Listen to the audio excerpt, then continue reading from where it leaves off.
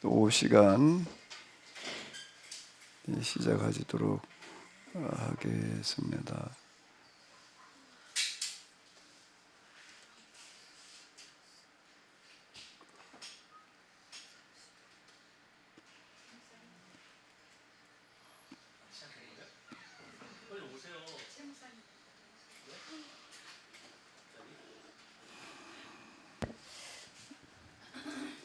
예, 말씀하셔요.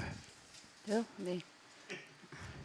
저는 이제 엘리야가 오늘 이제 거의 승천했지만 인간적으로 죽은 거잖아요. 떠난 거잖아요. 그래서 선지자들의 어떻게 죽어가는가 이렇게 죽음조차도 어떻게 하든지 그 하나님의 뜻을 이루고자 한다는 생각이 들었어요.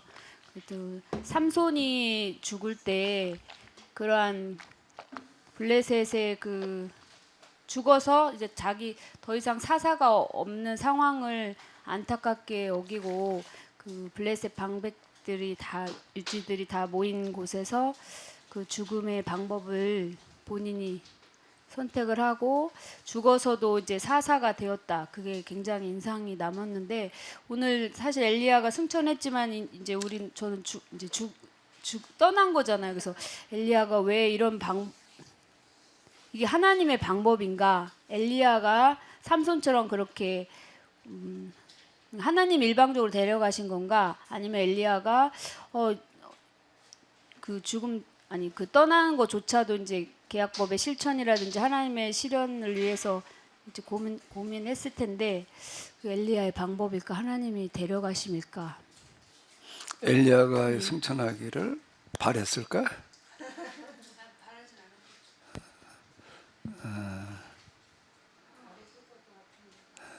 승천하길 바랬다고? 그건 뭐 바래서 될 노릇이 아니야. 얘기하세요. 그 승천 왜 엘리야가 승천했을까에 대한 생각을 해보면 엘리야가 하나님 앞에 항변 뭐 따진다 뭐 그런 마음도 조금은 있었을 것 같아요. 그런 어마어마한 이적을 많은 사람들이 체험했는데도 불구하고 회개하고 돌이키지 않고 본인을 죽이러 온다는 거에 참 더 이상 뭘 또 보여줘야 되나 그런 안타까워하는 그 엘리야에게 그렇게 안타까워하는 엘리야를 다시 사용해서 많은 사람들에게 그 사실을 하나님은 알려주고 싶지 않았을까. 이런 기적 또한 엘리야가 행했다고 하는 거. 그래서 조금이라도 사람들이 더 믿고 따를 수 있도록. 근데 또 뒤에 가서 대머리야 뭐 이러고 또 이렇게 약 올리는 거 보면 그것 또한 빈정 상했을 것 같은데 그 배후에는 또 누가 있을까.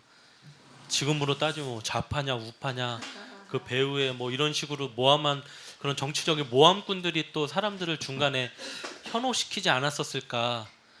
하여튼 생각이 많습니다.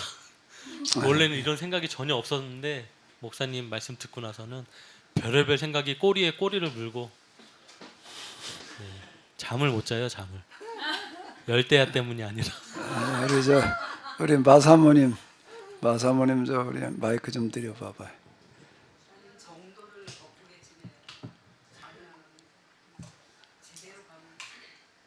저는 그 영성 법계도 목사님이 지구본 들고 이렇게 하시잖아요. 그러면 신개념 에너지가 뭘까 생각하다가 좀 엉뚱하게 그런 생각을 해봤어요.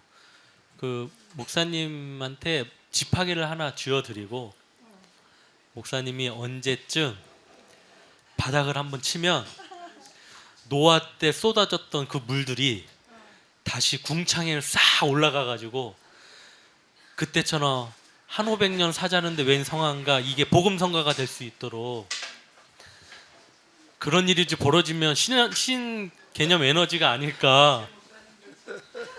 너무 엉뚱하긴 하지만 모세가 바다를 가른 것도 엉뚱한 얘기잖아요. 태양도 멈추고 뭐 저는 이 더위가 좀 멈췄으면 좋겠는데 하여튼 목사님 그 하나님이 다시 한번 딜을 하자고 하면 그 지팡이 달라 하셔서 지금 물이 넘쳐서 도시가 없어진다고 하는데 나라가 없어지고 그 동네 가서 물을 한번 치시면 그 물이 도로 남극 북극으로 쫙 가서 얼든가 아니면 남극 북극에 있는 물 자체가 다 녹아버려가지고 그게 다시 새로운 궁창을 만들어서 자외선도 차단시키고 우리의 수명도 늘리는 그런 에너지가 좀 잘 좀 딜 좀 해보셔요, 목사님. 아, 뭐 생각은 자유니까 마음 놓고 생각해봐요. 자, 마사모님한테 마이크 좀 드려봐봐요. 근데 모세와 엘리야, 그리고 엘리야가 꼭 선지자의 대표 그렇게 말씀하실 때마다 저는 근데 에레미야는 왜 아니지? 그게 꼭 이제 생각이 좀 났어요. 근데 우리가 그 상황을 볼 때는 엘리야는 이제 바알 신앙이 너무 팽배하고 이대로 가다간 정말 여호와 신앙은 말살되고 말 그 계약 정신이 말살되고 말 그 위기에서 이 신앙을 회복하기 위해서 정말 그 이적도 일으키고 할 수 없는 하기 어려웠던 3년 반의 가뭄 그거 얼마나 진짜 사람의 그 심정으로는 할 수 없는 말이잖아요. 그거 3년 반 동안에 수많은 동물, 식물, 사람 다 죽어갈 텐데 그걸 자기 입으로 뱉는다는 게 정말 그건 말할 수 없는 거지만 할 수밖에 없었던 그 심정 뭐 다 이해가 되는데 그래도 나라가 망하는 것보다는 그게 오히려 좀 가볍다면 뭐 이상하지만은 그 상황 속으로는 에레미야 때가 나라가 망하고 잡혀가는데 온 국민이 다 몇십만 되는 국민이 그걸 다 잡혀가서 몇십 년 동안 또 포로로 살아야 되는데 그걸 비교해 보면 예레미야의 심정이 훨씬 더 참담했을 거고 그래서 예레미야는 정말 통곡과 눈물로 세월을 지냈고 퍼포먼스도 뭐 여러 가지 기가 막힌 것들을 많이 했잖아요. 근데 어떤 면에서 예레미야보다 엘리야가 선지자의 그 대표로 되고 또 오늘 승천을 경험하는 승천의 그 주인공으로 하나님께서는 뽑으셨는지 좀 엘리야 할 때부터 예레미야하고 이렇게 견주면서 많이 궁금했어요. 그게. 그래서 뭐 어떻다고? 근데 왜 그래서 왜 엘리야인 거 엘리야인가? 같아? 왜 엘리야인 거 같아? 그래서 왜 엘리야인가 말고 왜 엘리야인가? 왜 엘리야인 거 같아? 왜? 제 생각에는 예레미야가 훨씬 더 안타깝게 더 불행하게 더 정말 참담하고 처절하게 그 세월을 지냈던 사람 같거든요. 근데 왜 엘리야스? 그래서 내가 처음에는 이런 얘기를 했는데 엘리야에게서 우리가 예언자의 전형적인 특징을 찾아보게 된다. 예레미야는 그러니까 안타까운 마음으로 만국을 내다보면서 그 사역하는 설교하는 그 모습 하나라고 예레미야에게서는. 그런데 이제 엘리야에게서는 예언자들이 갖춰야 될 여러 가지 모습들의 전형적인 특징이 여기다 들어있는 것 같다. 이제 이렇게 얘기를 했거든요. 그러니까 내가 아모스, 뭐 호세아, 예레미야 다 만국을 내다보면서 안타까운 마음으로 외치는 설교의 한 면, 설교자 한 면들을 보여주는 거라고요. 설교자의 한 면을. 근데 지금 엘리야 같은 경우에는 다방면인 거예요. 하나님의 말씀을 이제 어떻게 전하는가라고 하면 설교자는 다 코아마로 야외 그냥 여기에서 있는데 내 말이 있지 않고는 있기 전에는 이제 수년 동안 비는 물론이고 우려 이슬도 있지 아니하리라라고 선언하는 이런 모습에서부터 또 그의 기도를 통해서 하늘에서 불이 내리고 비가 내리고 이러는 어떤 이런 것도 설교도 물론 여기 이제 들어 있지. 설교도 이제 뭐 설교문이 문서 예언자들처럼 들어있지는 않지만은 단편적이긴 하지만 아합에게 가서 하는 이야기라든지 뭐 기타 등등 이제 이렇게 들어 있고요. 그다음에 이제 우리가 다 보지는 않았지만은 그가 또 어제 산에 올라가 앉아 있을 때 그를 데리러 오는 군사들이 모시면 타 죽는 그런 이야기들이 들어 있단 말이에요. 이제 두 차례나 연거푸 그런 일들이 이제 있었다고 이런 것들 그리고 지금 이제 승천하는 이야기 기타 등등을 이렇게 볼 때 예언자들의 전형적인 특징 내가 이제 표현을 쓴 거예요. 여러 가지 면들이 다 드러나 있다. 이게 다른 한 부분들이란 말이에요. 부분들인데 여기서 그게 좀 드러나 있다라고 봐야 되지 않을까.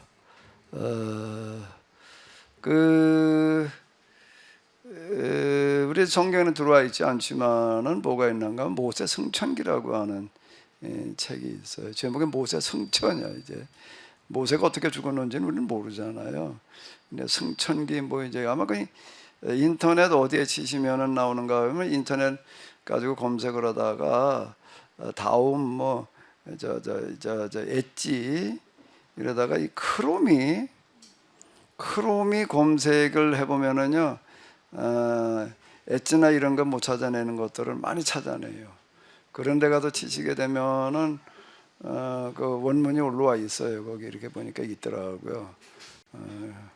뭐 짧아요. 짧은 글인데 어쨌든 그런 것들도 있고 뭐 이제 그렇거든요. 그러니까 제목 자체가 모세의 승천이야 이제. 목사님 이제 설교를 들으면서 목사님이 요거는 좀 앞뒤가 진짜 안 맞게 이상하게 얘기한 거 틀림없어 하고 내가 자신만만하게 와서 말이거든. 요거는 진짜 앞뒤가 안 맞네 하고 정말 요렇게 질문하면 그러고 질문을 했는데 여지없이 우문현답으로 끝나고 말았죠. 제가 어리석은 질문한 거에 진짜 다시 정리를 해줘 갖고 제가 다시 깨닫게 되고 그랬는데 거기에서 제일 이제 전 또 중요하게 이제 깨달은 게 정말 볼 수 있는 사람이 보는 거구나.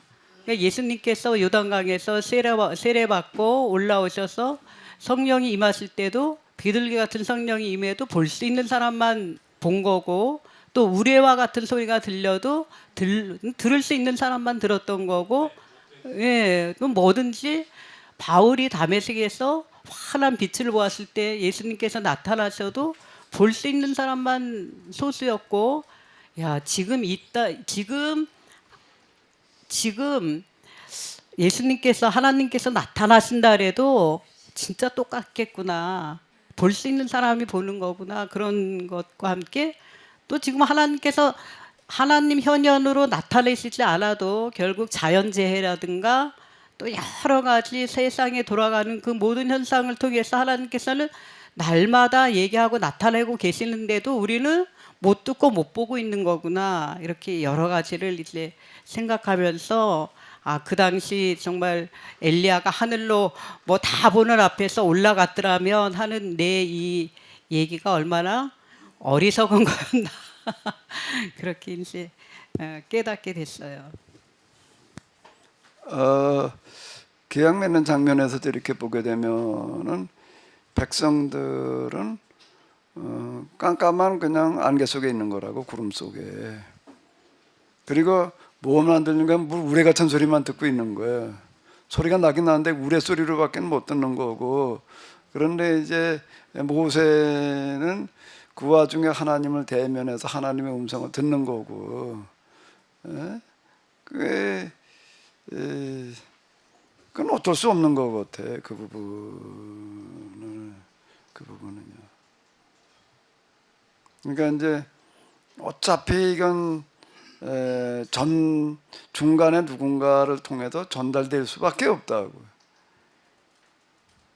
근데 어쨌든 하나님께서 우리가 기록된 내용을 이렇게 주르르 그 2장을 왕하 2장을 보게 되면은 아까도 봤지만 하나님께서 모세의 승천을 널리 알려지기를 원하셨던 것 같아. 엘리야. 내가 뭐라고 그랬어요? 엘리야의 승천을 엘리야 승천을 당시 모든 사람들에게 알려지기를 원하셨는데 그 왜 알려지기를 원하셨는가 하면 한 경고로 봐야 그 불곰의 이야기를 통해서 이제 경고로다가 이렇게 봐야 되지 않을까. 예언자들이 하는 이제 절대 이렇게 우습게 보지 마라. 그 얘기 그 기록자가 뒤에다가 승천 이야기 뒤에다가 그걸 이제 기록해 놓은 의도 자체가 그런 의도가 아니었을까. 하나님께서 예언자들의 권위를 세워주시는 본보기로 그런 측면에서 엘리야가 왜 에레미야가 아니고 엘리야냐 이제 이렇게 얘기를 할 때 그거는 사실 나도 이제 굉장히 오랜 동안의 의문이었어요. 왜 엘리야를 예언자의 대표자라고 그러나 그 설교문이 남아 있는 것도 아니고 그런데 이제 그 11개 속에 그냥 단편적으로 들어있을 뿐인데 이제 그런 생각이 좀 많이 들었었거든요.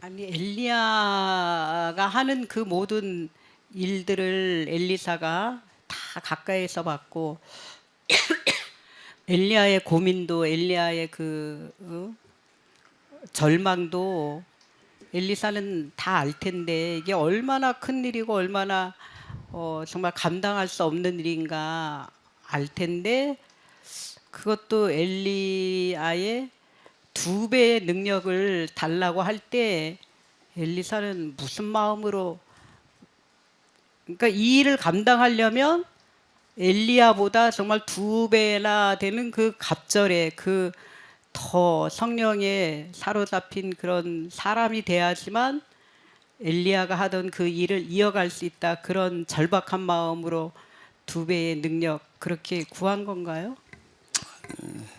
이제 그건 다음에도 엘리야사를 우리가 생각할 때 봐야 될 이야기겠지만은 왜 하나님께서는 엘리사를 가서 이제 후계자로 삼으라고 얘기를 하셨을까? 왜 엘리사를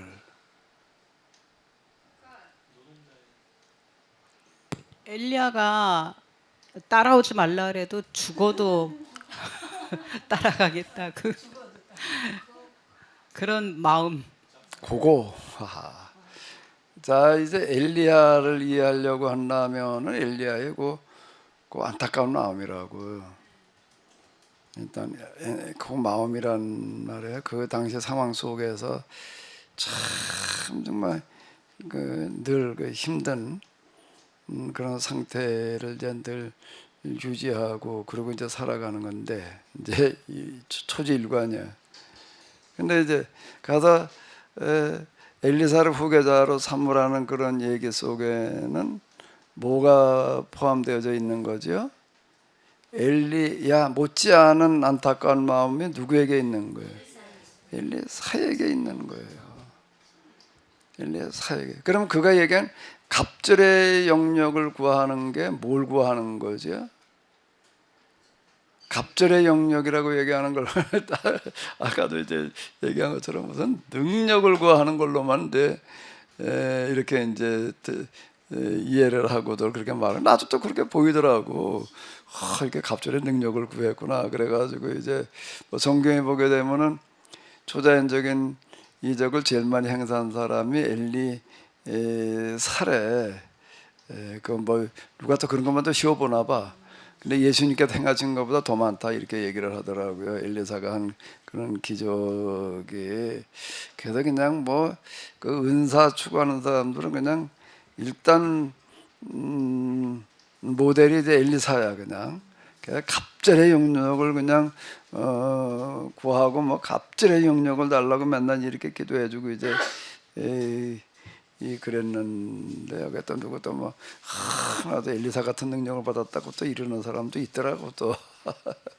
근데 엘리야 못지않은 마음을 가진 사람이 누군가 하면 엘리사이고 그 갑절의 영역을 구한다라는 그 자체가 뭘 말하는 거예요? 뭘 말하는 거예요? 엘리야를 누구보다도 잘 이해한 사람이 누구예요? 엘리사. 근데 그 승천하는 거를 보면서 왜 그렇게 이제 그럼 축제하고 따라갈까? 왜 이렇게 축제하고 따라갈까? 에? 그 마음을 그런 건 어디에 나타나요? 그게 어디에 나타나죠? 엘리야가 없으면 안 된다라고 하는 그 생각 때문에라고. 그가 부르는 게 뭔가 하면 내 아버지 이스라엘의 마병과 병거요 라는 그런 이야기이고, 그 다음에 또 이제 승천하는 걸 보고 이제 옷을 찢는 어떤 이런 것들 속에 이제 들어 있는데, 그런데 진짜 이게 지금 엘리야가 승천을 하는데, 그럼 이건 지금 엘리야가 바알 신앙의 문제라 기타등 등을 다 지금 다 마무리 져 놓은 게 아니란 말이에요. 그대로 수두룩하게 남아 있잖아요. 그러니까 이제 이런 것들을 염두에 두면서 이제 한 얘기가 이제 두 배의 영역 뭐 이런 얘기가 되겠죠. 갑절의 영역이란 얘기가. 능력을 뭐 배나 달라고 이렇게 요구하는 게 아니라. 아니면 뭐 문자 그대로 능력일 수도 있는데 엘리야보다 더 세상을 바라보는 마음이 안타까움이 더 크지 않으며 그 일을 할 수 없겠다는 생각에 그런 하나님의 마음을 더 넓게 달라는 의미가 아닐까라는 생각도 드는데. 거기 얘기한 영역은 이제 그런 게 같이 들어가는 거예요. 그러니까 이제 또 엘리야가 승천하면서 겉옷을 던져주고 가잖아. 떨어뜨렸다는 얘기가 뭐 저절로 떨어졌다. 회오리 바람에 옷이 벗겨져 나갔나? 그건 아니고 이제 던져주고 가는 어떤 이런 것들도 그렇고.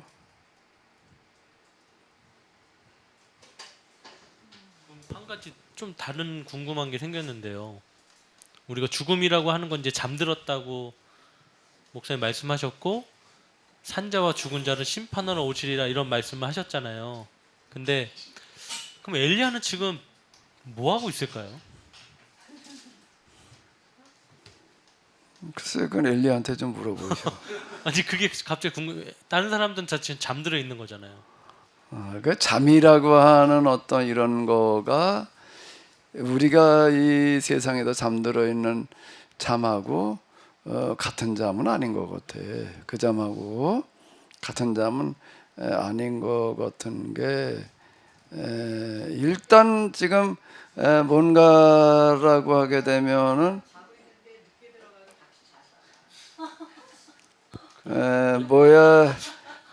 이 잠들어 있다.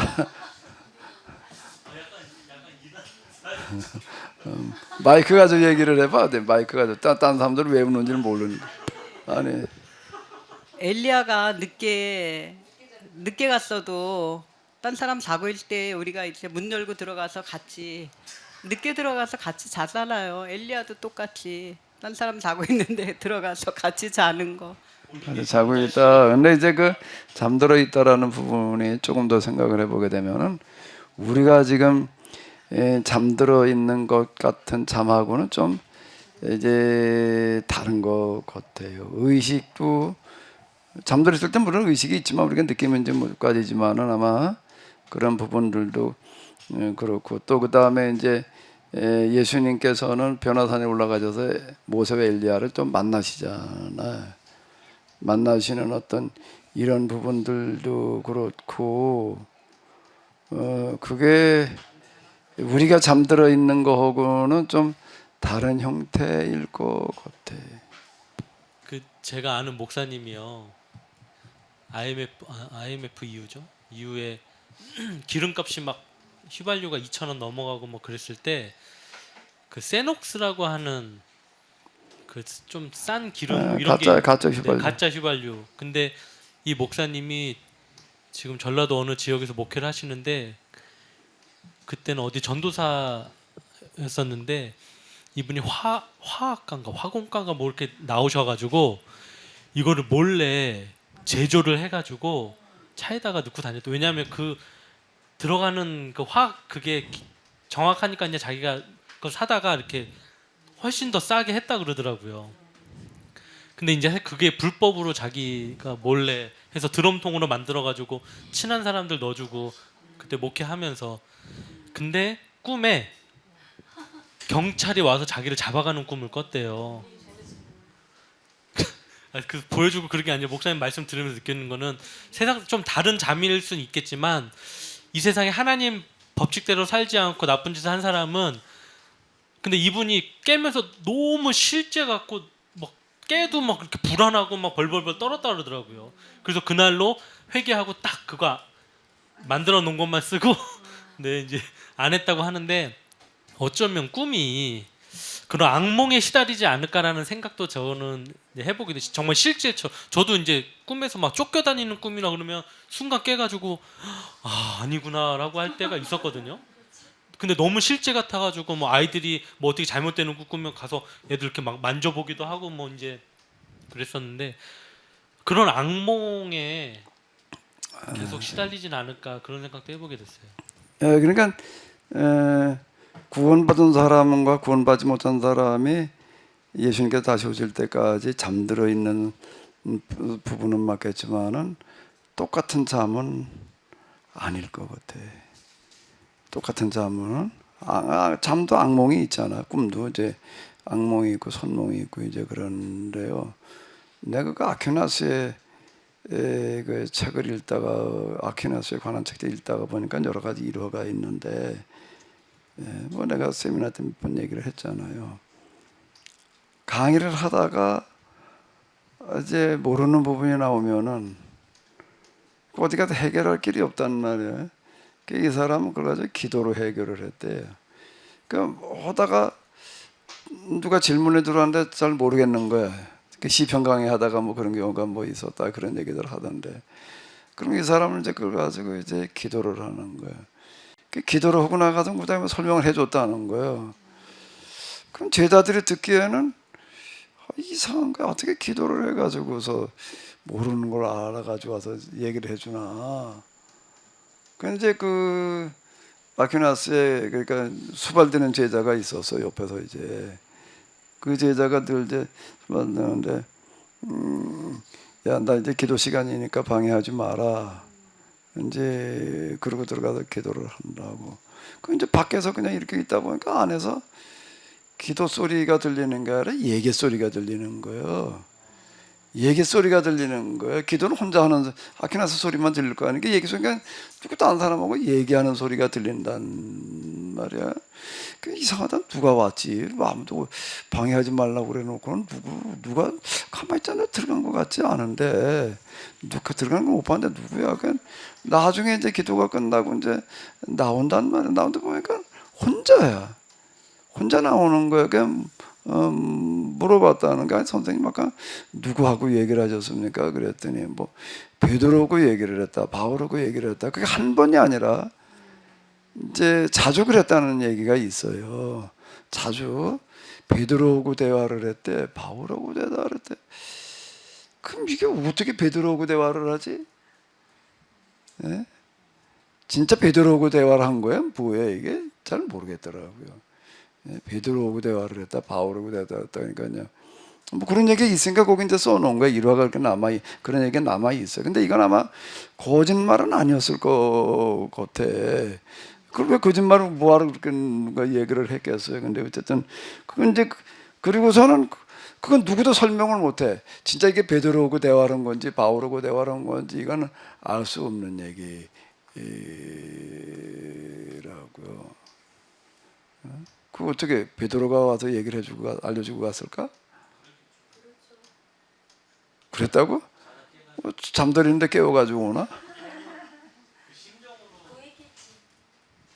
제 생각에 모세, 예레미야, 엘리야 또 그런 예수님의 12제자들 기타 성경에 나오는 이분들은 잠을 못 잘 것 같아요. 천국에서도 바빠서.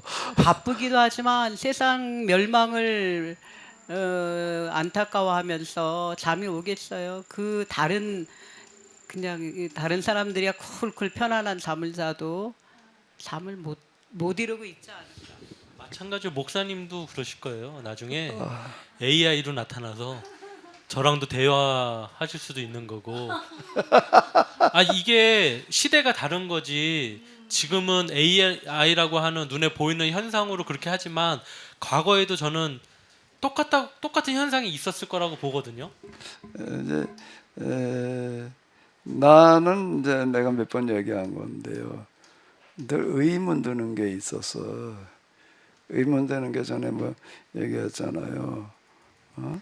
아우구스티누스 뭔 얘기인지 이해가 되죠? 또 설명하지 않아도 되죠. 그게 나한테는 늘 도대체 그걸 어떻게 이해를 해야 되나 이런 거였어. 내가 그때는 오거스틴도 모를 때야.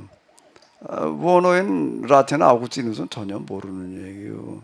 근데 내 입에서 이제 말이 휙 지나가니까 뭔가 아우구스티누스였단 말이야. 도대체 이걸 어떻게 이해를 해야 되나. 근데 그때 언젠가 한번 내가 이제 여기서 그때 뭐 때문에 또 한번 얘기를 하고 난 다음에 퍼뜩 드는 생각이 아 이게 진짜 아우구스티누스가 왔다 갔을 수도 있겠다. 그러니까 이 생각이 드는 거예요. 아우구스티누스가 왔다 갔을 수도 있겠다. 그때 이제 뭔가 다시 그걸 조금 얘기를 해보게 되면 그 회심한 그 충격이 너무 커가지고 어쨌든 회심하고 집에 이렇게 왔는데 일단 나타나는 현상 중에 하나가 하이 그건 뭐라고 그래야 되나 뭐 그때 그런 가사 있었는데 내가 강 같은 평화 무슨 폭포 같은 기쁨 뭐 아니 이게 너무 실감나는 거예요. 난 내 마음속에 기쁨과 평안이라는 게 있을 수가 없었어요 그때는. 아 근데 이게 도대체가 뭐 기쁨과 평안이라는 게 강물처럼 진짜 폭포처럼 뭐 이제 이러는 식인 거예요. 아 그리고 성경을 읽다가 보게 되면은 이제 성경 읽고 싶어져서 읽는 거예요. 그럼 이건 뭐 그냥 이제 주구장창 이제 성경 읽게 되고 또 이제 이 기도하러 가게 되고 그러다가 이제 아 이제 진짜 하나님께서 날 부르시나 보다 그래가지고 이제 신학교를 가야 되겠다 그러고 이제 진로를 완전히 바꿨단 말이에요. 근데 몇 달 지나고 난 다음에 어느 날 이렇게 보니까는 아유 내가 지금 뭐야 지금 내 지금 현재 상황은 지금 내가 그러고 있을 상황이 아니란 말이에요. 그때 내 상황이 아 이게 내가 뭐 어디 좀 착각했던 것 같다. 이제 이런 생각이 이제 얼핏 드는 거예요. 내 상황이라는 게 워낙 절박했으니까 그때 이게 내가 지금 뭘 이렇게 뭐 신학교 가나 가겠다고 이러고 있을 때가 아니지. 이제 그런 생각을 하고 있는데 이제 새벽기도 갈 시간이야. 이제 새벽기도 갈 시간이고 그때 이제 새벽기도 갈 시간이면 저절로 깨지더라고요. 그런데 이제 깨가지고 이제 그런 생각이 들어서 그러고 있는데 이제 교회에 그 차인벨 소리가 이제 울리고 뭐 그래요. 근데 그날 이제 그 생각을 하다 보니까 이제 가기가 싫더라고. 아, 내가 뭘 잘못 생각했나 보다 이런 생각이 이제 좀 강하게 들고 그리고 안 갔어 이제. 아마 회심하고 내려와 가지고 내가 처음으로 새벽기도 그날 안 간 것 같아. 이제 몇 달 지났을 때인데 6월 달에 회심을 하가도 겨울이니까 한 반년쯤 지났을 때거든요. 이제 그 생각 때문에 이제 안 갔다 하고 안 가고 에이 그냥 우리는 그냥 관두자 그러고 있는데 에이 그냥 관두자 그러고자마자 배가 아프기 시작을 하는데 이게 그냥 아픈 정도가 아니라 뭐라고 그래야 되나 이게 뭐 비명이 쏟아져 나올 만큼 아픈 거야. 그러다 보니까 그 순간에 어이구 야 이것도 하나님께서 한 대 줘박으시나 보다 이제 이 생각이 드는 거야. 그렇게 갑자기 그 생각하자마자 배가 아픈 게 그 우연이라고 보기는 좀 그렇잖아요. 그 배가 그냥 일반적으로 아픈 그런 배 아픈 그런 증상이 아니야 이게. 뭐 배가 뭐 끊어져 나가는 것 같고 막 이제 그런 거예요. 근데 이제 그래도 아예 하나님께서 한 대 줘박으시나 보다. 그러니까는 더 반항심이 생기더라고. 아이 그냥 죽으면 말지. 아 죽을 것 같아. 이제 배가 얼마나 아픈지 진짜. 그러고 이제 아이 차라리 죽는 게 낫겠다. 이제 이러고 있었어요. 그러고 버티고 있는 거야 이제. 그 교회가 그때 가까웠다고 뭐 이제 그 찬송 부르는 소리는 들리더라고. 근데 일부 안 갔어. 그리고 이제 아예 그냥 그 뭐 찬송 소리가 교회에서 부르는 게 들려. 그래 일부러 뒤집어 써버렸다. 그때 겨울이니까 안 들으려고 일부러. 그러고 얼마쯤 지났는데 비몽사몽이야 이제. 비몽사몽인데 뭐가 무슨 발소리가 계속 들리는 거야.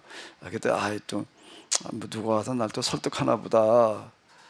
그러니까 이제 나도 더 듣기가 싫은 거야 이제. 더 듣기가 싫어가지고 입을 뒤집어서 내다가 이제 귀 맞고 이제 안 들어. 이제 그랬던 거예요. 그 아침에 일어났는데 가만히 있자. 뭐 누가 왔다가 진짜 누가 왔다가 간 것 같아. 내가 입을 뒤집어서 근데 그 옆에서 누가 얘기하다가 간 것 같은데 누가 왔다 갔나? 목사님 왔다 가진 않았고 누가 왔다 가지 이제 그러고 있는데 입에서 휘르륵 지나가는 게 무슨 말이. 그게 오전 내내 그래가지고 내가 지금 무슨 소리를 하고 있는 거지. 그 적어보느라고 하니까 그게 아우스고 뛰는 수였다. 여기까지야 이제.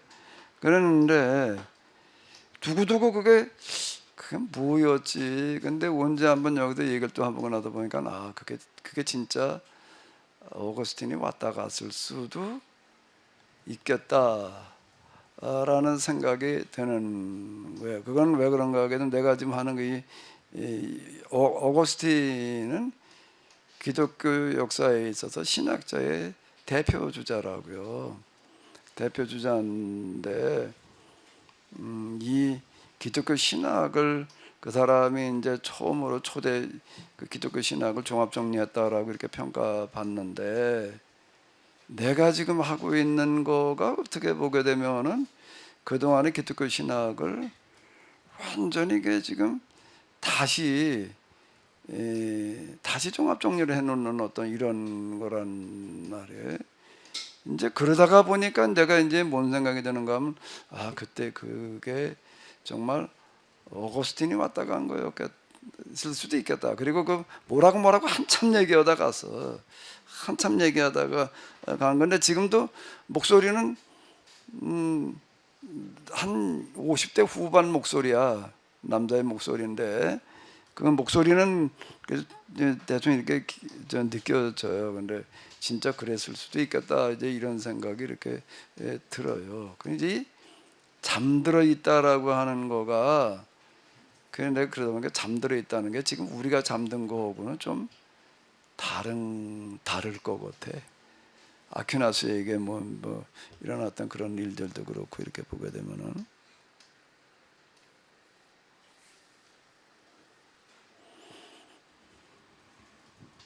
아마 그 돌아가신 분들 특히 그 중에서도 계속 좀 이렇게 대표적인 역할을 한 분들은 어떤 영적인 그런 상태, 그러니까 하나님의 그런 보시는 그런 입장에서 이제 아마 이렇게 보고 있지 않을까. 현재 되어져 가는 것도 그렇고 뭐 기타 등등을 아마. 그 역사적으로도 그 일본군이 저희를 공격할 때 그 사람들이 주랭난 친 적이 몇 번 있었다는데 그때 이순신이 죽었다는 이순신이 나타나서 그걸 보고 무서워서 도망쳤다는 그런 것들이 있더라고요.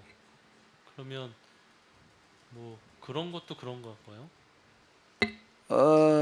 글쎄 우리가 그 죽음의 상태를 우리가 정확하게 얘기하기는 어려운데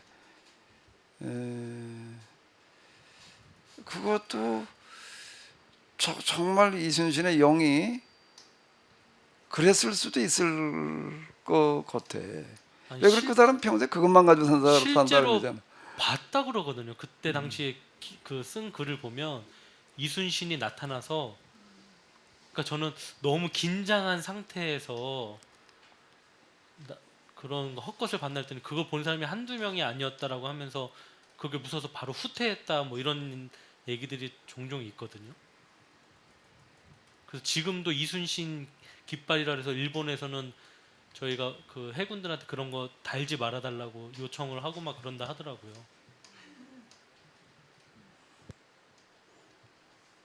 죽어 있는 상태가 우리가 잘 모르긴 하지만 잠들어 있다라고 하는 것까지는 이제 얘기가 되는데, 그 잠들어 있는 상태가 우리가 잠든 거하고는 좀 다를 수 있을 것 같아요.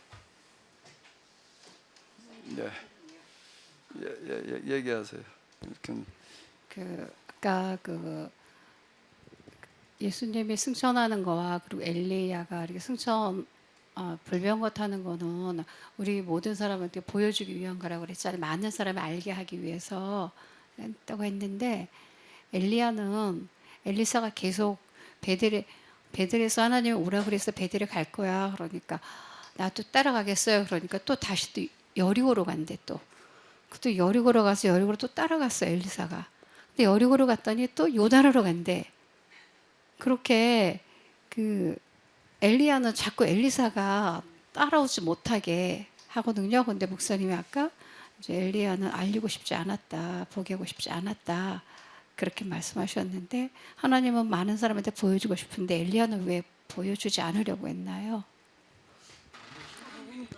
그건 엘리사가 그 이제 선지자의 제자들이 와가지고 그러니까 잠잠해라. 그 얘기는 뭔가 하면 그 엘리사는 여러 사람이 아는 걸 좋아하지 않는다. 이제 그 엘리야는 이게 왔다 갔다 여러 사람이 왔다 하는 걸 좋아하지 않는다. 그러니까 이제 얘기가 들어가지 않게 해라. 너희도 그걸 알고 있다는 거를 이제 엘리야가 모르게 해라. 이제 그 얘기란 말이에요. 잠잠하라는 그런 얘기 자체가 모세도 그렇고 엘리야도 그렇고 하나님의 영임한 사람들의 공통적인 특징은요. 공통적인 특징을 자기 은폐야. 자기 은폐야.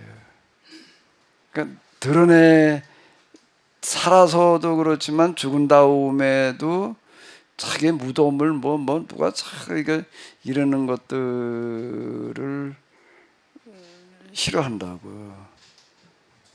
그런 부분들이요. 그러니까 이제 자꾸 자기는 혼자만 조용히 그냥, 그러니까 그 죽을 때도 죽을 자리 찾아가는데 부엘사바에서 하루길을 더 가가지고 거기서 종도 거기 그냥 혼자 남아 있으라고 그러고, 근데 혼자 가잖아요. 죽으러 가면서도 혼자 간단 말이에요. 왜 그런가라고 하게 되면은 그때 엘리야 그러게 되면은 이게 먼저 전국적인 영웅이야. 모세 승천기라고 하는 것을 보게 되면은 이제 그 마지막 부분에 이제 여호수아가 모세에게 하는 그런 이야기가 있어요. 이제 후계자로 다 이게 세워놓고 그러니까 이제 여호수아가 하는 그런 얘기가 있는데, 글쎄 그러면 선생님 돌아가시면 이 무덤을 어찌 해야 됩니까? 어디다 묻어야 됩니까? 말이야. 선생님 묻을 수 있는 무덤은 뭐 온 세상 다 가져도 안 될 것 같은데, 이제 이렇게 얘기하는 그런 이제 부분이 있어요. 그건 모세가 이제 비중 그만큼 이제 그 당시에 컸다는 이야기거든요. 그러고 나서 그 뒤에는 이제 자료가 소실돼 가지고서 그 부분에 대해서 모세는 어떻게 하라는 게 이제 없더라고요. 그 뒤에 부분은 원래는 히브리어로 썼는데 이제 현재는 헬라어 역본만 남아 있는데 중간 중간에 이제 자료가 사라져 가지고서 없는 부분들이 있어요. 그 뒤에는 나와 있지를 않는데, 그러니까 모세도 죽으면서 자기 무덤이나 뭐 이런 것들에 대해서 아무것도 남겨놓지를 않는다고, 아무것도 남겨놓지 않으려고 그러는 게 이 특징이거든요. 그러니까 엘리야도 마찬가지인 거예요. 그거는 엘리야만이 아니고요. 엘리야만이 아니고 하나님의 영이 임한 사람들이 가지는 공통적인 특징이에요. 자기 비하예요. 자기 비움 내가 이렇게 얘기를 하는데 자기 비움이라고 하는 건 기본적인 거예요. 자기를 드러내려고 그렇게 되면 이미 그건 하나님의 영이 하나님의 영이 그 사람에게 이미 떠난 거지. 뭐 떠났다고 얘기할 수도 없는 게 그런 사람에게 하나님의 영이 그 점도 임하지 않으니까. 자기 비움이라고 하는 거는 공통이에요. 그러니까 자기 비움의 길 내가 이렇게 얘기를 하는 거거든요. 케노시스가 자기 비움이거든요. 그러니까 두드러진 특징이에요, 그거는.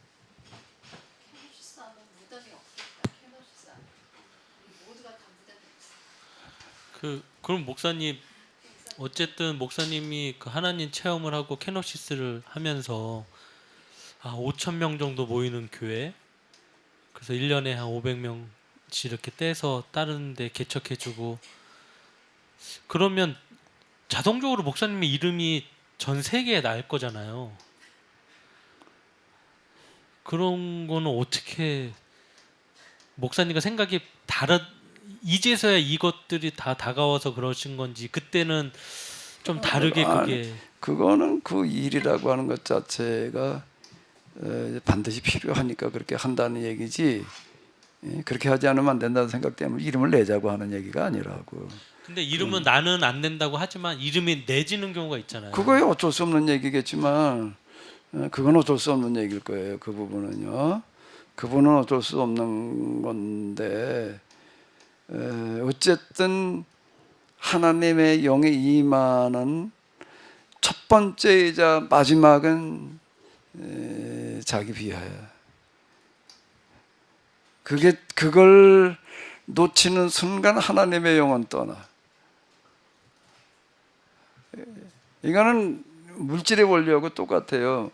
물이 여기 고여 있다는 거는 이게 움푹하니까 고여 있지. 이게 뒤집어 놓으면 물이 여기 고이나 안 고이나. 똑같은 얘기가 성령 물과 같다. 내가 이제 자꾸 이렇게 얘기를 하는 것 중에 하나는 물은 낮은 곳으로 모이게 되어져 있단 말이에요. 성령도 같다는 얘기예요. 그러니까 내 마음이 어떻게 낮아져 있어야 되느냐, 어디까지 낮아져 있어야 되느냐라고 할 때에 항상 가장이야. 내 마음을 어디에 놓지 않으면 안 되는가 하면 가장 낮은 곳이어야 되는 거예요. 가장 낮은, 그걸 놓치는 순간 하나님의 영은 떠나. 그럼 우리가 자존심 상했다, 뭐 빈정 상했다 이런 표현을 하는 거는 낮아져 있지 않다는 거네요. 그 당연한 얘기지. 아직 멀었나?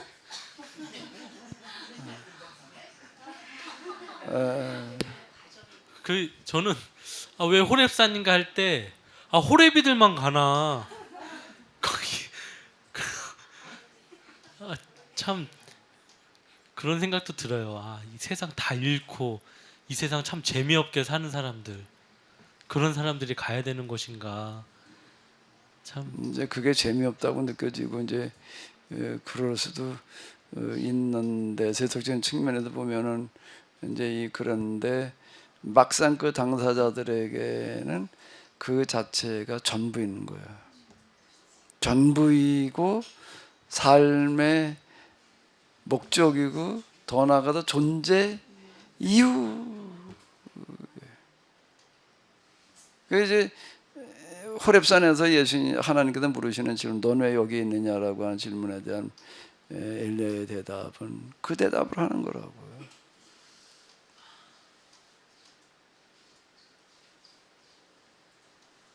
한번 광야에서 이제 죽기를 작정하고 있던 엘리야의 입장으로 가봐요. 근데 이제 자꾸 그냥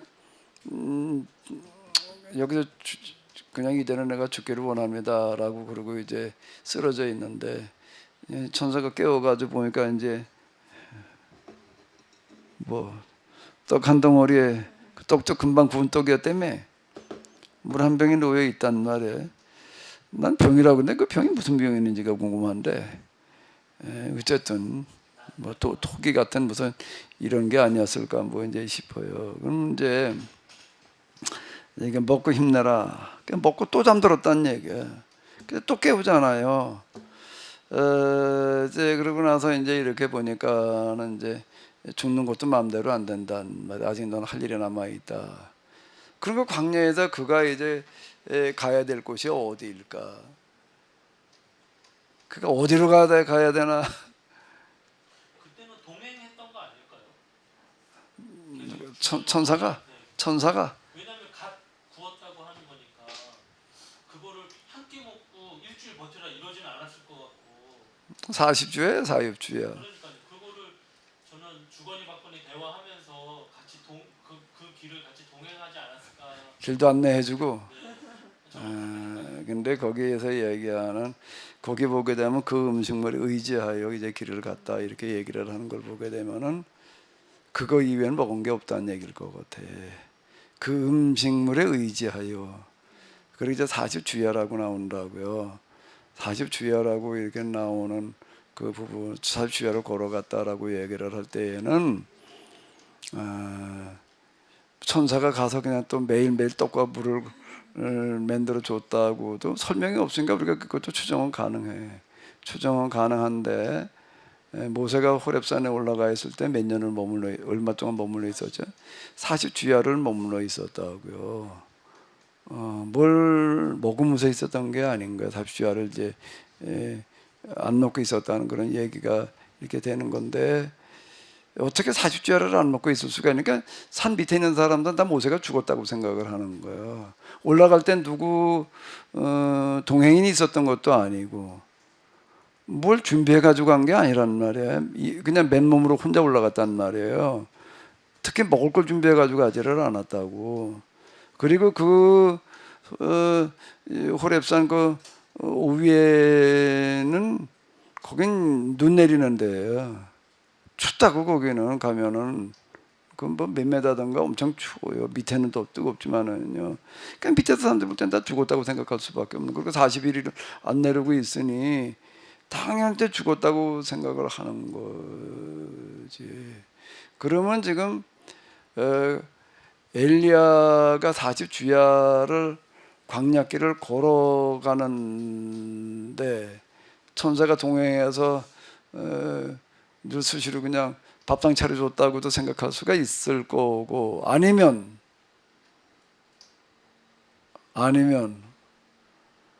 모세가 광야에 시내산에 올라가다 40주야 있을 때하고 비슷한 상태였을 것 같아. 근데 그럼 그게 도대체 어떻게 되는 상태냐라고 할 때 하나님의 면전이라고 하는 그 독특한 상태가 있는데요. 하나님 면전이냐 문자 그대로 면전의 상태예요. 면제 상태에서 나타나는 두드러지는 특징은 식음이 필요 없어지는 거예요. 먹고 마시지 않아도 어떻게 되는가라고 하게 되면은 몸 컨디션이 어떻게 되나 하면 최고의 컨디션이 된다는 거예요. 요한계시록에 보면 그런 얘기 있어요. 하늘나라에서는 하나님 나라 천국에서는 햇빛이 필요가 없다. 왜 필요가 없죠? 여기서 햇빛이 없으면 다 죽어요. 세상에서는. 근데 하나님 나라 햇빛이 필요 없대. 왜? 하나님께서 빛이 되시기 때문에 이제 이렇게 얘기하는 그런 부분이 있는데 그 하나님에게서 나오는 그 빛이라고 하는 것은 그 자체가 어떤 에너지 역할을 해요. 에너지 역할을 해서 열흘 동안 먹고 자지 않아도 40주야라는 그런 얘기 자체가 그냥 만 40이라는 얘기지로 들었어요. 전에는 근데 이게 40주야를 하나님과 깨어 있었다는 얘기라고 이게. 그게 어떻게 가능하냐라고 이제 이렇게 생각을 할 수가 있는데 하나님에게서 나오는 어떤 그 거룩한 빛이 우리의 육체를 그렇게 만들어 놓는다는 거예요. 그 부분은 제가 경험으로 모세의 40주야가 이런 얘기였구나. 이제 이런 상태였구나 내가 겪으면서. 그러니까 아마 엘리야의 40주야도 40주야를 걸어갔다는 얘기도 그 상태였을 거예요. 천사가 따라가면서 계속 밥상 차려주는 얘기는 아닐 거예요. 그 음식물에 의지하여라는 단어가 나와 있다고. 이걸 먹고 나서 그냥 40주야를 걸어서 갔다 이렇게 나오고 있거든. 그러면 목사님 말씀대로라면 거의 성경의 표현에 그 음식물을 먹고 하나님과 만나면, 아니, 그러니까 그런 영적인 상태를 좀 한 번 더 설명을 해줬더라면 좋지 않았을까. 그 이제 기록자한테 좀 얘기를 해봐요. 그러니까요. 그 이제 떠오르는 다크호스 집사님 한 번. 떠오르는 다크호스.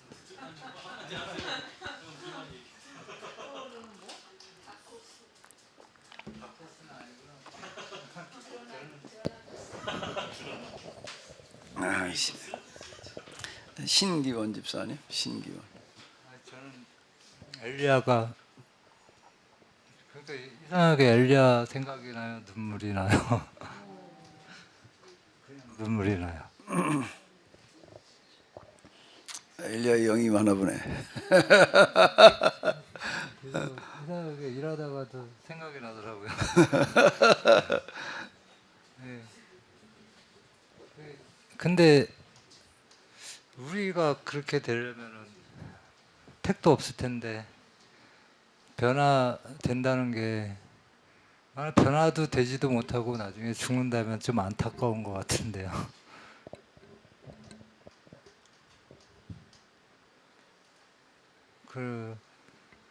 그 삶으로 간다는 게 얼마나 힘들까.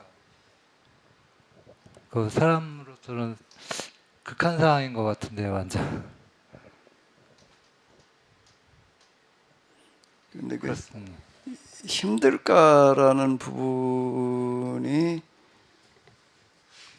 옆에서 보는 사람이 생각할 때 힘들까지, 지금 그게 당사자 입장에서는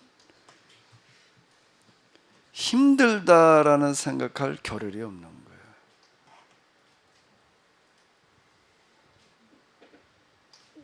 김규현 집사님 저 병조가 지금 죽어가고 있다고 생각을 해봐요. 여보다 그걸 지켜보고 있느라고 뭐 이제 진짜 먹고 자는 게 다 잊어버릴 거 있을 거 아니에요. 힘들지 그거. 그런데 당장 지금 자식이 죽어가고 있는 걸 지켜본다라고 하게 되면 이걸 내가 지켜보고 있더라고 잠을 못 자서 먹지 못해서 저기 힘들다 그 느낌을 가지나? 아니라고요. 당사자는 힘들다고 느낄 겨를이 없는 거예요. 당사자는. 아니 그만큼 지금 절박함 그 자체라고. 나는 호렙산에서 하나님께서 물으시는 물음에 대한 엘리야의 대답이 그렇게 느껴지더라고. 우리 그 표현은 이제 우리가 하는 표현하고는 좀 다르지. 나 하나 남았는데 이제 나마저 죽이려고 달라듭니다라고 하는 얘기가 어떻게 하면 억울함에 대한 표현처럼 느껴져요.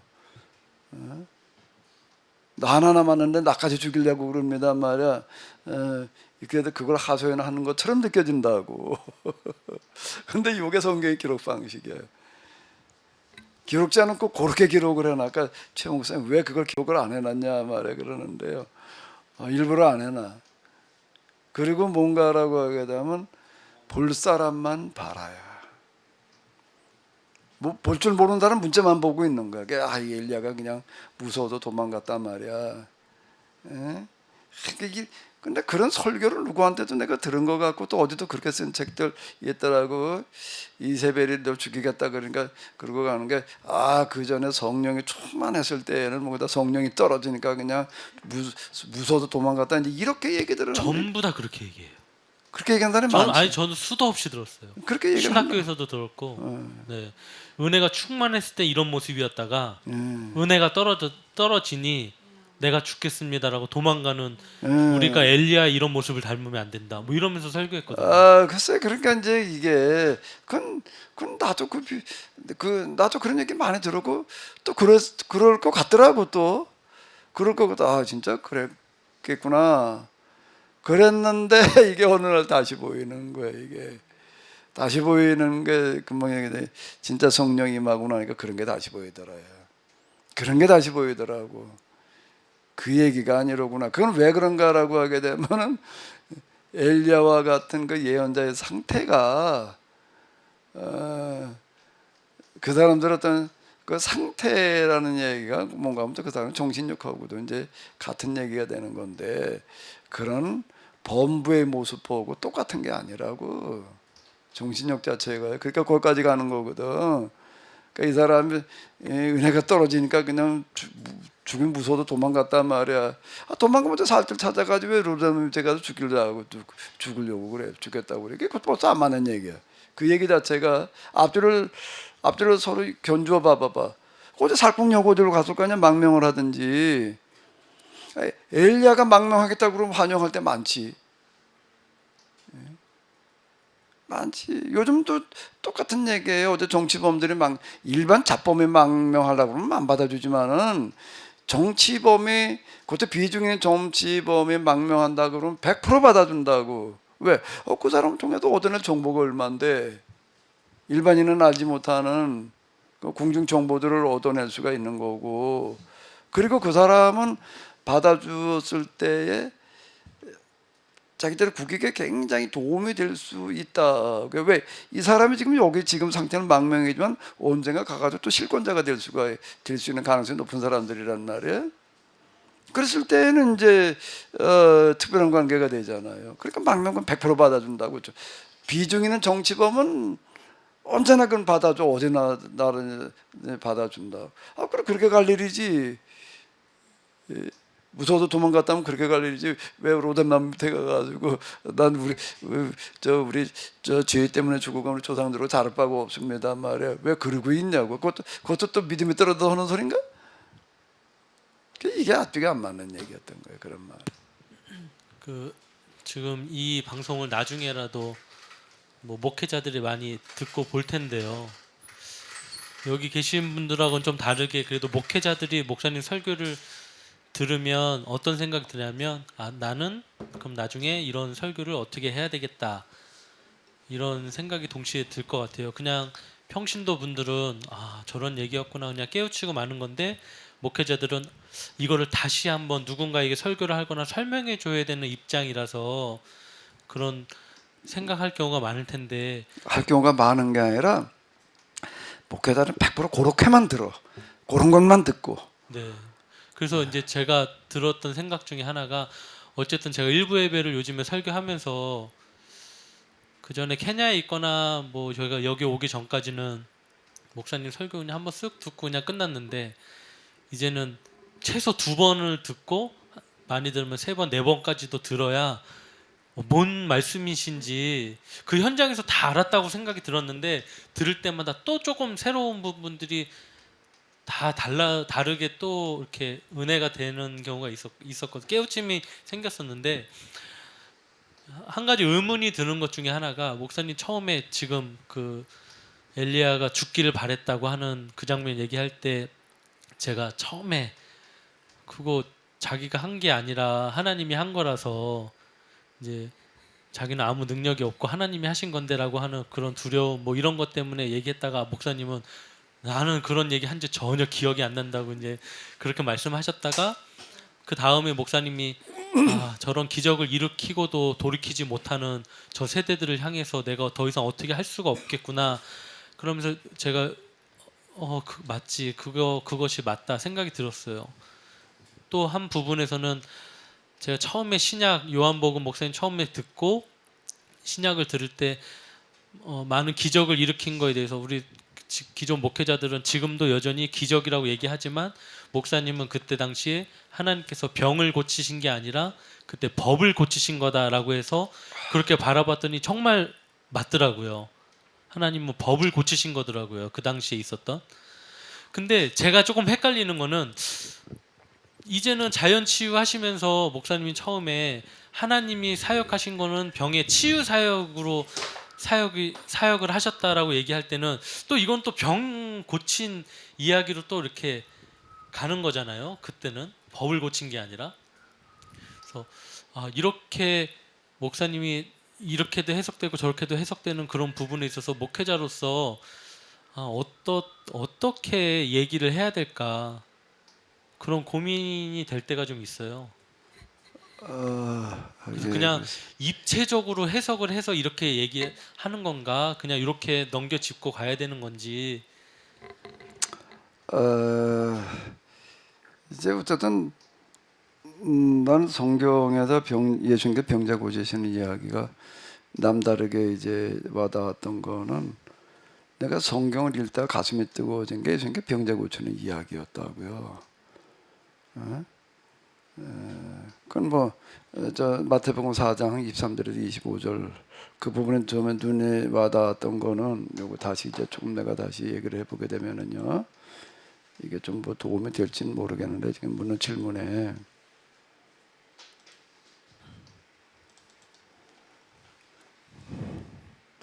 요 얘기였단 말이에요. 요 얘기. 요거를 읽을 때 내가 가슴이 뜨거워졌다라고 얘기를 하는 건데, 이거 93년 4월 5일 날 내가 이제 이걸 읽을 때였어요.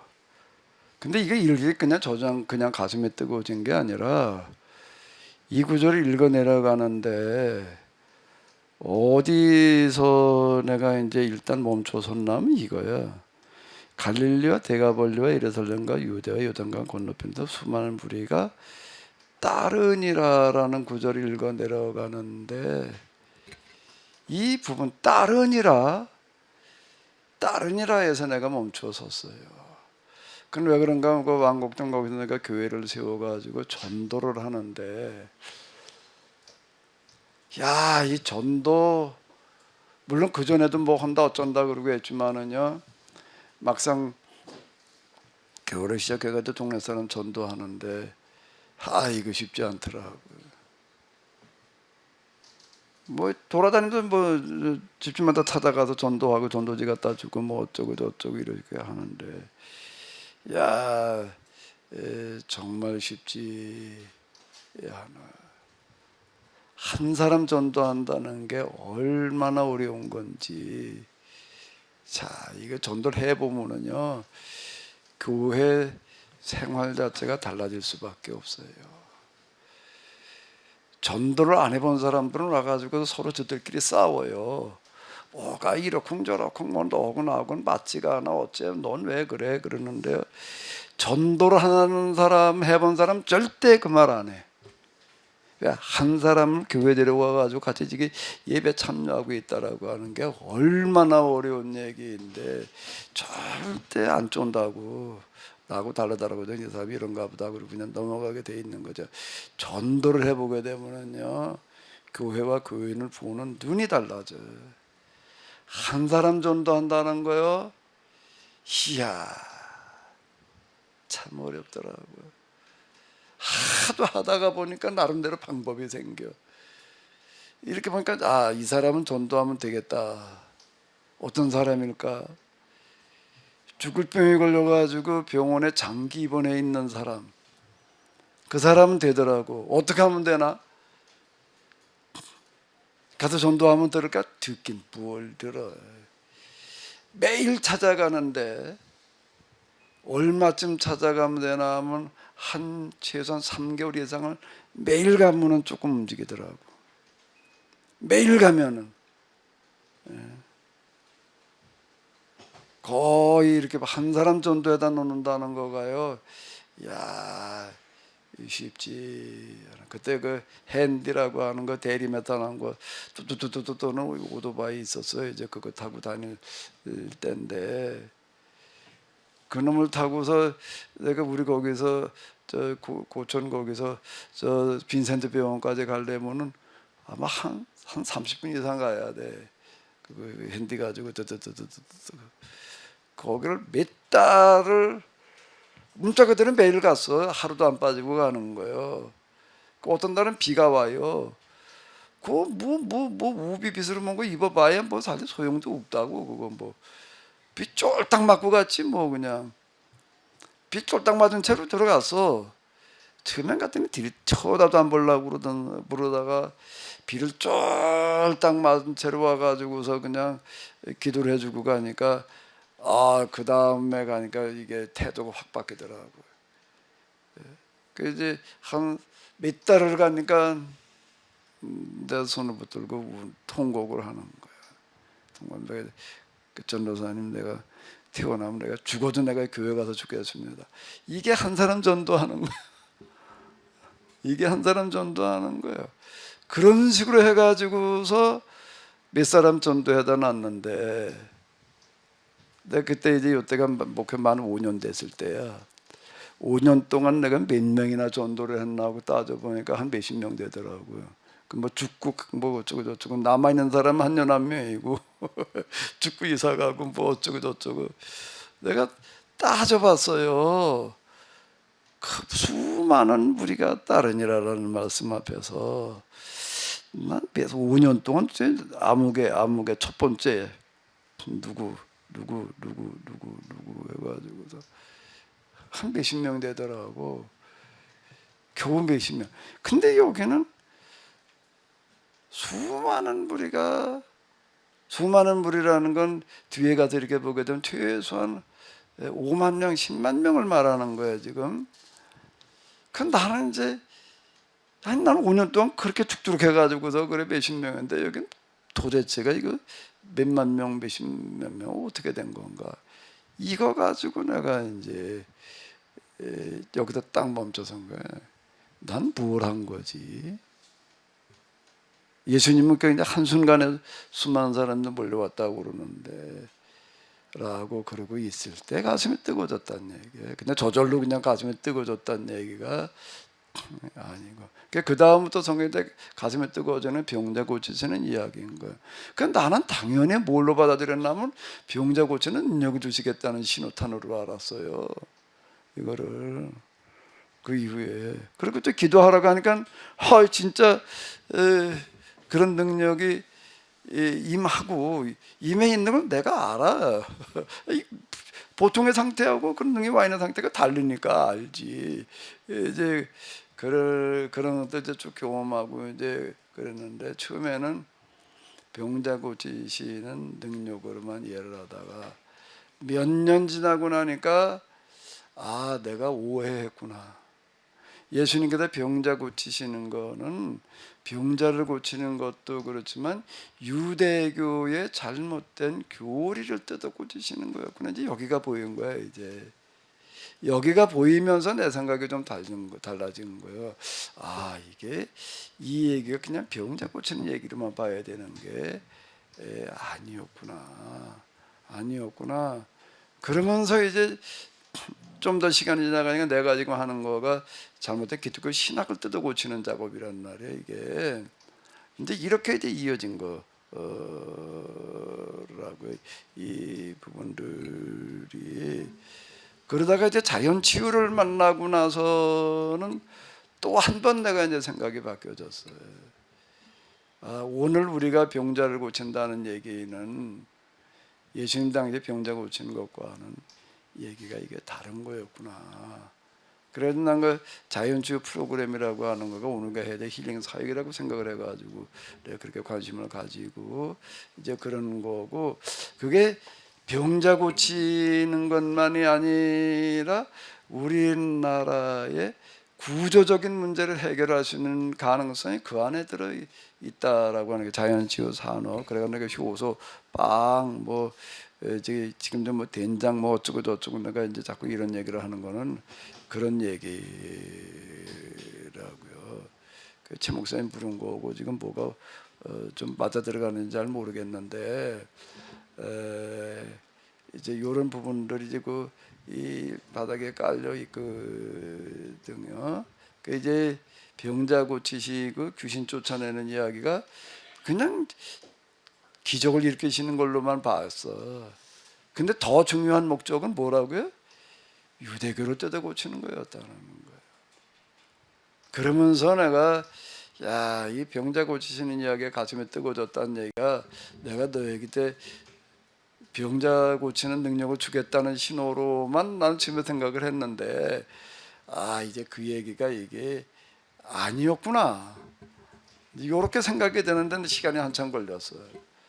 근데 처음부터 내가 이걸 알았으면 안 했어. 병자 고치는 능력 정도나 생각하고서 그냥 옛날에 몇년 그렇게 열심히 그냥 능력밖에 쫓아다녔던 게 이제 여기 와서 진짜 이번에 진짜 되려나 보다 나 이렇게만 생각하고 기도하러 다녔던 거지. 야 이제 네가 이 병든 기독교 신학을 고치는 거야 그랬으면은 난 아예 안 갔어. 엄두가 안 나도 못 간다고. 그러면 그 시대적인 어떤 문제에 병 고치는 사역을 도구 삼아서 그 시대의 팽배한 문제들을 해결하신 거고 지금도 자연 치유라고 하는 거는 지금 사회적 구조가 그런 먹는 거나 이런 거 문제로 인해서 이렇게 망가지는 거에 대해서 지금 그런 난 그렇게 이해를 한 거야. 난 그래서 그게 중요하다라고 프로그램도 중요하고 우리가 이제 식당 문제를 이제 먹는 먹거리들을 이제 바꿔야 된다고 생각하는 거 얘기하는 거 자꾸 그런 얘기를 하고 그렇게 말씀하시니까 100% 이해는 되는데 아 이게 말씀으로만 그냥 본다면 이거는 법을 고쳤다고 하셨던 얘기인데 갑자기 치유 사역에서는 하나님이 예수님이 치유 사역을 하셨다.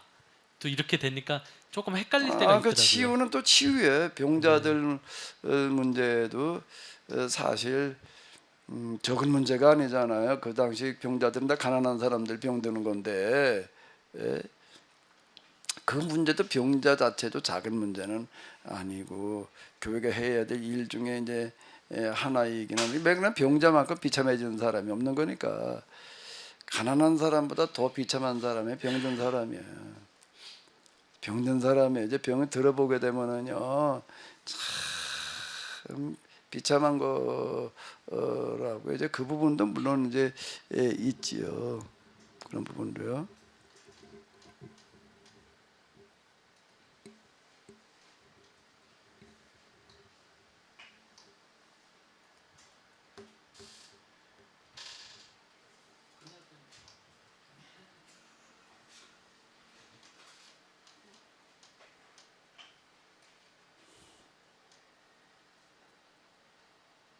예? 전도라고 하는 것도요. 내가 이렇게 보니까 그게 이럴 만큼 해봐야지 거기서 하나의 방법이 나와요.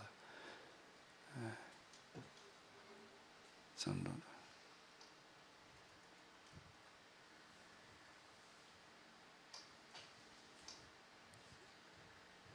저도 그게 좀 안타까운 게 그 이제 큰 교회들이든 작은 교회들이든 새로 목회자가 오거나 아니면 뭐 세습을 해서 그러면 그것 때문에 교회 안에 다툼이 일어나서 교회들이 확 다 빠져나가거든요.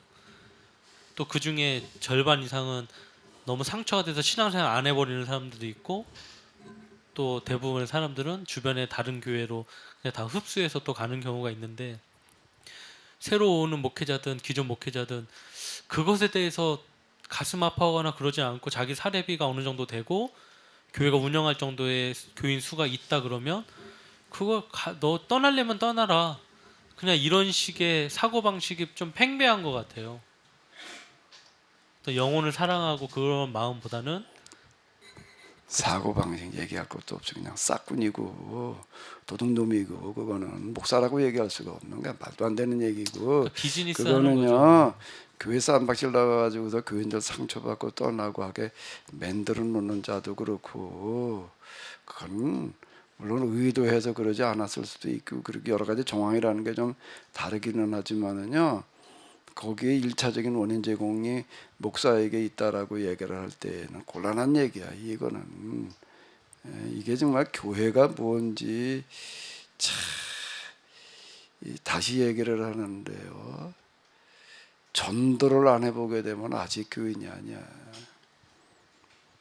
정말 전도를 해서 교인을 데려다가 세례받을 때까지 한번 인도를 해봐봐. 교회 그저 데리고 왔다고 해도 다가 아니고 전에 어떤 사람이 이렇게 보니까 한 1년에 뭐 50명, 100명, 200명을 전도를 한다나.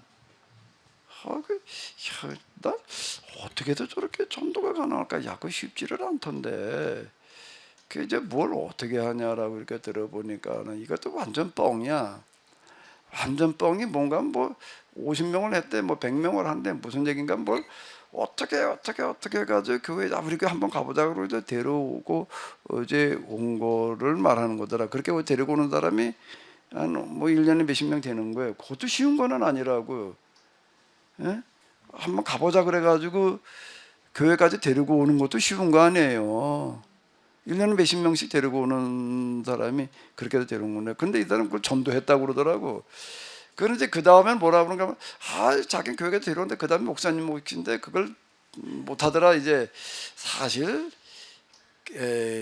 한번 그냥 어떻게 구경 삼아 가보자라고 해서 데리고 온 거는 아직 전도라고 얘기할 수가 없고, 그 다음에 교회도 목사님이 그걸 맡아서 책임져야 될 텐데 그걸 책임지는 목사님이 없더라 이렇게 말을 하니까 이것도 또 좀 말이 좀 앞뒤가 안 맞는 얘기더라고요. 전도는 어디까지가 전도인가 하면 데리고 와가지고 데리고 온 사람 비중이 일단 제일 큰 거예요. 그게 와가지고서 세례 받을 때까지를 케어를 해야지 전도인 거 같은데, 예? 그게 전도인 거고 어때? 그동안에 보면 그렇게 한 사람을 한다는 거는 굉장히 어려운 얘기예요. 정말 많은 정성이 들어가지 않고서는 어림도 없어요.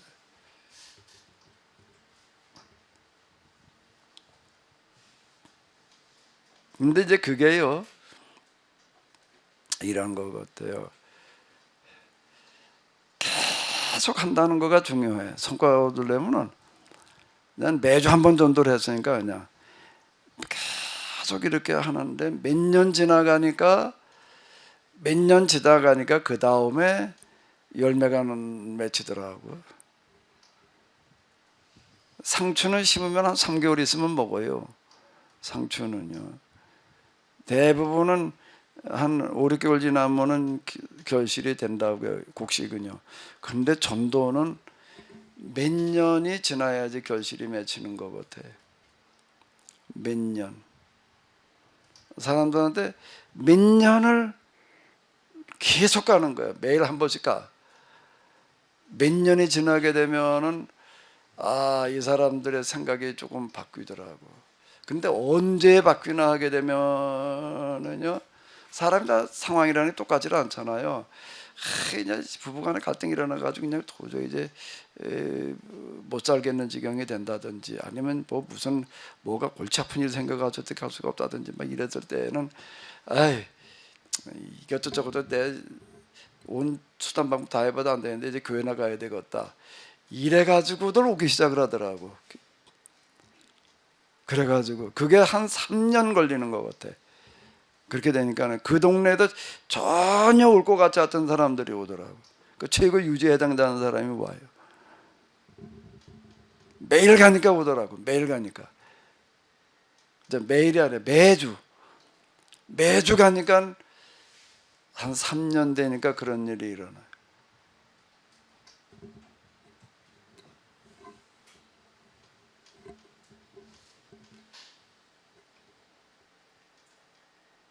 그 어느 한 지역, 그래서 난 뭐라 그때랑 그랑 했던 이런 노하우를 가지고 얘기를 한다면은 그냥 밑바닥에서 목회를 한다라고 하더라도 그 전도에 한번 도전해볼 만하겠다는 생각이 난 들거든.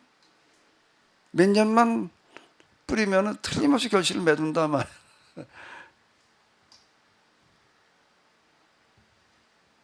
몇 년만 계속 만나면 되니까. 예를 들어서 내가 여기서 만약에 내가 목회를 한다, 여기서 목회만 내가 신경 쓴다라고 할 것 같으면은요, 목회만 여기서 내가 둔대교에서 내가 이제 목회만 한다라고 하게 되면은 나는 최소한 내가 바운드를 대암이 반월 뭐 육군방까지는 내가 매주 내가 문서를 돌려요.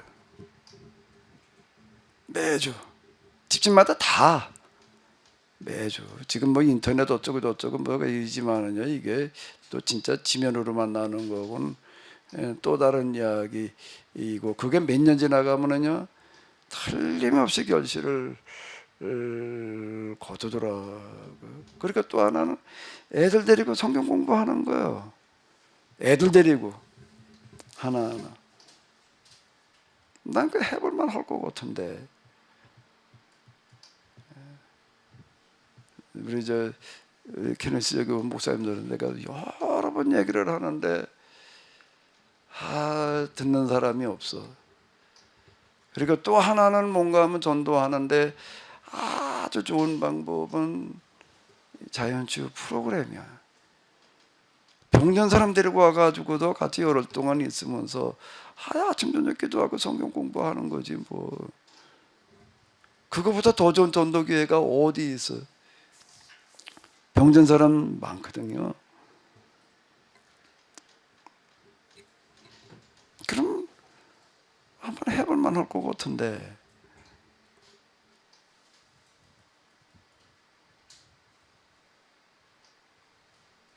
지금 방법이라고 하는 게 이게 뭐 자기 게 안 되면은 이제 잘 안 되니까 늘 그러고 있는 것 같긴 한데.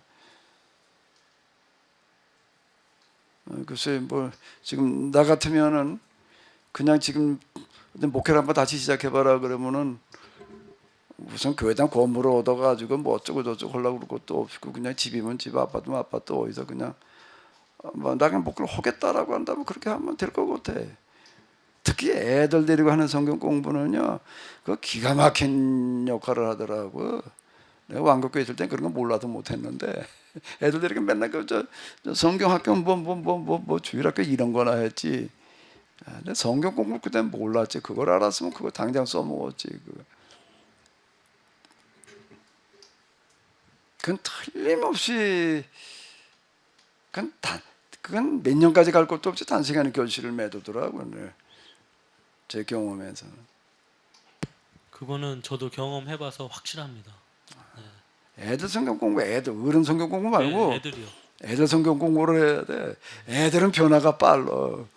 그거는요. 제가 중고청 했을 때 처음에 부목사로 갔을 때 그 교회 아이들 6-7명밖에 안 됐는데 제가 케냐 가기 전에 한 70명까지 갔거든요. 여기서 한번 해봐, 또 해봐.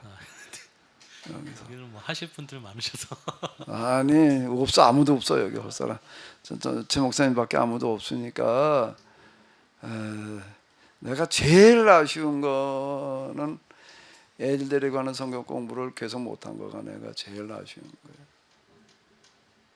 그래서 다 커서 이제 십장가들 가고 있는데 참.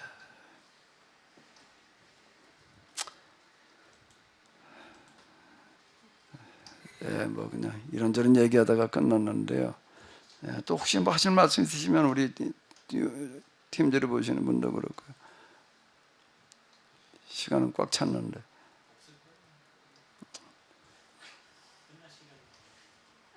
그냥 빨리 끝내십시오 그런 거 같으네. 찬미 뭐 할 얘기 있어? 빤히 쳐다보는 게 뭐 할 얘기가 있는 거 같은데. 빨리 끝내라고 그런 거야? 이거 째려본 거야? 빨리 끝내려니까 주기도문 하겠습니다. 하늘에 계신 우리 아버지여, 이름이 거룩히 여김을 받 나라의 임하옵시며 대신에서 이룬 것 같이 이 땅에서도 이루고 같이 오늘날 우리에게 일용할 양식을 주옵시고 우리가 우리에게 죄지은 자를 사하여 준 것 같이 우리의 죄를 사하여 주옵시고 시험에 들게 하지 마옵시고 다만 악에서 구하옵소서. 대개 나라와 권세와 영광이 없으니까 영원히 있사옵나이다. 아멘. 네, 예배를 마치겠습니다.